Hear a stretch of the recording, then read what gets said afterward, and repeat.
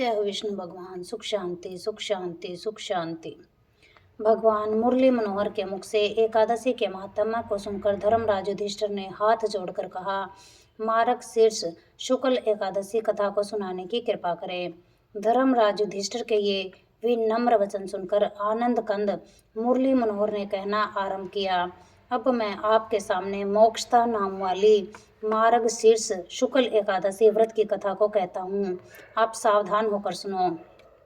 हे धर्मराज, मार्ग शीर्ष शुक्ला एकादशी को तुलसी की मंजरी से और धूप दीप नैवेद्य आदि से दामोदर भगवान की विधि विधान से पूजा करते हुए चित्त लगाकर इसकी कथा सुननी चाहिए। ऐसा करने से वाजपेयी यज्ञ का पुण्य फल प्राप्त होता है।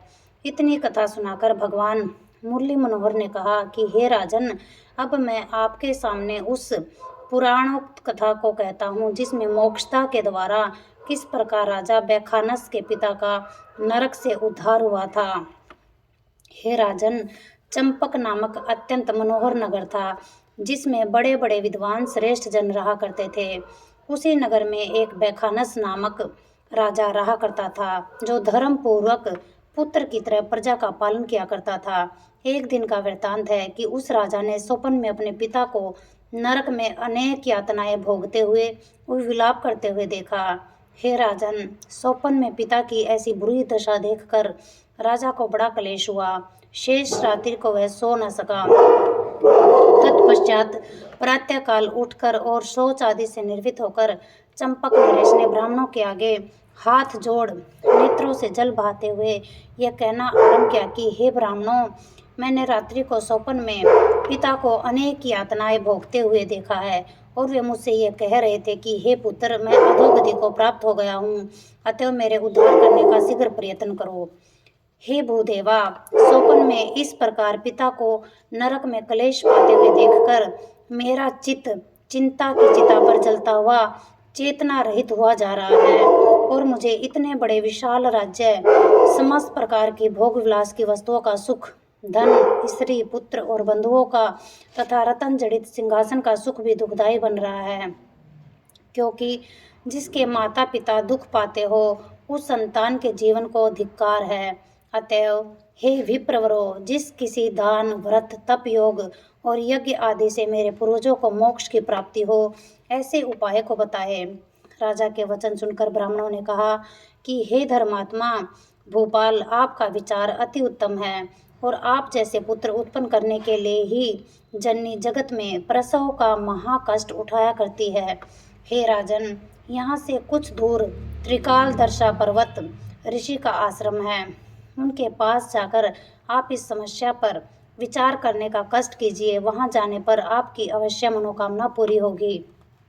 ब्राह्मणों के वाक्य सुनकर वह धर्मात्मा राजा ब्राह्मणों और मंत्रियों को साथ लेकर महात्मा पर्वत मुनि के पास जो ही पहुंचा तो ही वहां शांत आकृति वाले अनेक ऋग्वेदी, यजुर्वेदी, सामवेदी, अर्थवेदी ब्राह्मणों को अध्ययन करते हुए देखा। उनके बीच में बैठे हुए पर्वत मुनि साक्षात ब्रह्म की तरह दिखाई दे रहे थे। तब राजा ने हाथ जोड़ उन्हें साष्टांग प्रणाम किया। राजा को प्रणाम करते हुए देखकर मुनि ने उनको आशीर्वाद देते हुए राज्य का कुशल समाचार पूछा। तत्पश्चात राजा ने कहा कि हे मुनि, यद्यपि आपकी कृपा से राज्य में सब और सुख शांति का साम्राज्य है, परंतु फिर भी एक ऐसा विघ्न आकर उपस्थित हो गया है कि जिससे मेरा सारा साम्राज्य का सुख मुझे मिट्टी के समान प्रतीत हो रहा है। अतएव उसी कष्ट के निवारण के लिए मैं आपकी सेवा में आकर उपस्थित हुआ हूँ। राजा के इस प्रकार विनय युक्त वचन सुनकर मुनियों में श्रेष्ठ पर्वत ऋषि ने नेत्र बंद कर मुहूर्त भर ध्यान लगाने के पश्चात राजा से कहा कि हे राजन, न केवल मैं आपके कष्ट के कारण को ज्ञात कर चुका हूँ, बल्कि आपके पिता के पापों से भी परिचित हो चुका हूँ। ध्यान लगाकर सुनने का कष्ट कीजिए। हे राजन, आपके पिता ने कामासक्त होकर न केवल 2 स्त्रियों से विवाह किया था, बल्कि एक से प्रेम करते थे और दूसरी को ऋतुदान से वंचित भी कर दिया था। अतएव उसी महापाप के कारण आपके पिता को नरक में जाकर महाकष्ट भोगना पड़ रहा है। यदि इसका उपाय शीघ्र नहीं किया गया तो आपके पिता को अनंत काल तक नरक की यातनाएं भोगनी पड़ेगी, क्योंकि एक स्त्री के जीवन काल में दूसरा विवाह कर लेने से बढ़कर संसार में कोई दूसरा पाप नहीं है। हे धर्मराज, महामुनि के यह वाक्य सुनकर राजा बैखानस ने हाथ जोड़कर प्रार्थना करते हुए कहा कि हे धर्मज्ञ, जिस दान धर्म और व्रत आदि से मेरे पिता का उद्धार होगा, आप उसे कहने की कृपा कीजिए, क्योंकि पिता के नरक में जाने का हाल सुनने के पश्चात मेरे कष्ट का कोई ठिकाना नहीं रहा है। अतएव जिस प्रकार पिता के कष्ट का निवारण हो वह किया जाएगा। राजा की इस प्रकार प्रार्थना सुनकर पर्वत मुनि ने कहना आरंभ किया कि हे राजन, इसके लिए आपको मार्गशीर्ष शुक्ला एकादशी का व्रत विधि विधान से करते हुए यह प्रतिज्ञा करनी होगी कि न तो प्रथम स्त्री के जीवन काल में दूसरी स्त्री से विवाह करूंगा और न प्रजा के किसी पुरुष को ऐसा करने की आज्ञा दूंगा। यदि किसी दुरात्मा ने ऐसा करने का दुस्साहस किया तो कठिन दंड दिलाने का प्रयत्न करूंगा। हे राजन, ऐसा करने के पश्चात आपके पिता न केवल नरक से निकल जाएंगे अपितु भगवान की कृपा से सुरपुर में जाकर अनंत सुखों के स्वामी बन जाएंगे। हे धर्मराज, मुनि के ये वाक्य सुनकर और उन्हें दंडवत प्रणाम कर राजा अपने नगर में आ गया। तत्पश्चात मुनि की बताई हुई प्रतिज्ञा करते हुए राजा बैखानस ने जो ही मार्गशीर्ष शुक्ला एकादशी का व्रत किया, त्यों ही उसका पापी पिता अपने पापों से मुक्त होकर उसे आशीर्वाद देता हुआ दिव्य रूप से स्वर्ग को चला गया। अतः जो मनुष्य मोक्षदा एकादशी का व्रत करेगा वह अपने कुटुंब सहित समस्त संसारी सुखों का उपभोग करता हुआ अंत में मोक्ष को प्राप्त करता है। हे धर्मराज, यदि तुम यह उपदेश सुनकर मन में यह संशय कर रहे हो कि स्वयं मैंने कई विवाह कर रखे हैं, तो ठीक नहीं है, क्योंकि मैंने कर्म विवाह माया की शक्ति से अपने अनंत रूप धारण करते हुए रुक्मणी आदि रानियों के पास में सदैव उपस्थित रहा करता हूँ। हे राजन, इसका प्रमाण स्वयं देव ऋषि नारद ले चुके हैं। अतएव जो मेरी तरह अपने अनंत रूप धारण करने की शक्ति रखता हुआ अपनी समस्त पत्नियों को सौपन में भी किसी प्रकार का कष्ट नहीं देने की शक्ति रखता हो, यह काम की इच्छा के लिए नहीं बल्कि किसी असाधारण कार्य की सिद्धि के लिए पत्नी के जीवन काल में अन्य विवाह कर सकता है, क्योंकि काम की तृप्ति के लिए अधिक विवाह करना अपयश और नरक को प्राप्त करता है। राजन, आपको इस विषय में अधिक बतलाने की आवश्यकता नहीं है। मैंने एक भी विवाह काम इच्छा को लेकर नहीं किया, बल्कि भक्तों के हित की ओर सोचते हुए किसी विशेष भारी उद्देश्य से किया है।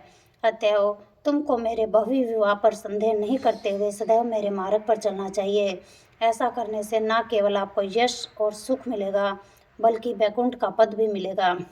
जय हो विष्णु भगवान। सुख शांति, सुख शांति, सुख शांति। आरती। ओम जय जगदीश हरे, स्वामी जय जगदीश हरे। भक्त जनों के संकट, दास जनों के संकट क्षण में दूर करे। ओम जय जगदीश हरे। जो ध्यावे फल पावे, दुख बिन से मन का, स्वामी दुख बिन से मन का। सुख संपत्ति घर आवे, धन दौलत घर आवे, कष्ट मिटे तन का। ओम जय जगदीश हरे। मात पिता तुम मेरे, शरण पड़ूं मैं किसकी, स्वामी शरण पड़ूं मैं किसकी। तुम बिन और न दूजा, प्रभु बिन और न कोई, आस करूं मैं जिसकी। ओम जय जगदीश हरे। तुम पूर्ण परमात्मा, तुम अंतर्यामी, स्वामी तुम अंतर्यामी। पार ब्रह्म परमेश्वर, जगत पिता परमेश्वर, तुम सबके स्वामी। ओम जय जगदीश हरे। तुम करुणा के सागर, तुम पालन करता, स्वामी तुम रक्षा करता। मैं सेवक तुम स्वामी, मैं मूर्ख खल कामी, कृपा करो भरता। ओम जय जगदीश हरे। तुम हो एक अगोचर सबके प्राणपति, स्वामी सबके प्राणपति। किस विध मिलूं दया में, कैसे आऊं शरण में, तुमको मैं कुमति। ओम जय जगदीश हरे। दीन बंधु दुख हरता ठाकुर तुम मेरे, प्रभु सेवक हम तेरे। अपने हाथ उठाओ, दया करो शरण लगाओ, द्वार पड़ू मैं तेरे। ओम जय जगदीश हरे। विषय विकार मिटाओ, पाप हरो देवा, स्वामी कष्ट हरो देवा। श्रद्धा भक्ति बढ़ाओ, श्रद्धा प्रेम बढ़ाओ, संतन की सेवा। ओम जय जगदीश हरे। तन मन धन सब कुछ है तेरा, स्वामी सब कुछ है तेरा। तेरा तुझको अर्पण, प्रभु जी का प्रभु को समर्पण, क्या लागे मेरा। ओम जय जगदीश हरे। श्याम सुंदर जी की आरती जो कोई जन गावे, स्वामी प्रेम सहित गावे। कहत शिवानंद स्वामी, भजो हरि हर स्वामी, मनवांचित फल पावे। ओम जय जगदीश हरे। ओम जय जगदीश हरे। स्वामी जय जगदीश हरे। भक्त जनों के संकट, दास जनों के संकट क्षण में दूर करे। ओम जय जगदीश हरे। जय भगवान। सुख शांति, सुख शांति, सुख शांति।